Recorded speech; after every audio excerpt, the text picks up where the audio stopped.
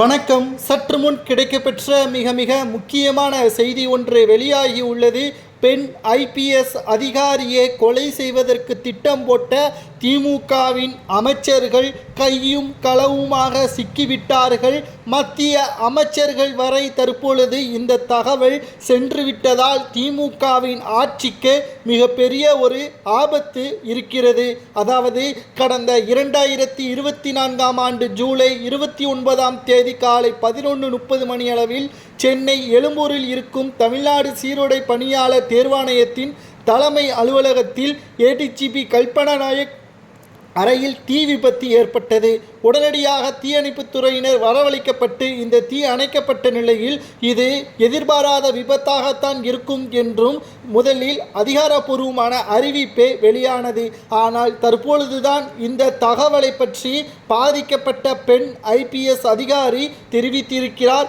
என்னை திட்டமிட்டு கொலை செய்வதற்குத்தான் இந்த தீ விபத்து என்றும், அன்றைக்கு நான் உள்ளே இருந்திருந்தால் நிச்சயம் இப்பொழுது உங்களிடம் பேசியிருக்க மாட்டேன் என்றும் தெரிவித்திருக்கிறார். மேலும் இந்த புகாரானது தற்பொழுது மத்திய உள்துறை அமைச்சர் வரை தெரிவிக்கப்பட்டதன் காரணமாக தமிழக காவல்துறையினருக்கு பாதுகாப்பு இல்லையா என்ற கேள்வியும், திமுகவுடன் இணக்கமாக செயல்படாத காரணத்தினால் இவ்வாறு திமுகவின் கொத்தடிமைகள் கூலிப்படைகள் மூலமாக இவ்வாறு செய்திருப்பதாக முதற்கட்ட விசாரணையில் தெரிவித்துள்ளது.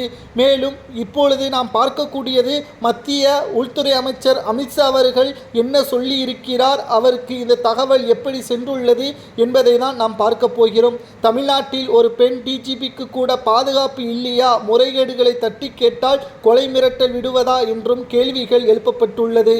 புகார் கூறிய கல்பனா நாயக் மூத்த ஐபிஎஸ் அதிகாரி என்பதால் இந்திய அளவில் ஐபிஎஸ் அதிகாரிகள் சங்கத்திலும் இந்திய விவகாரம் முக்கியமாக பார்க்கப்படுகிறது.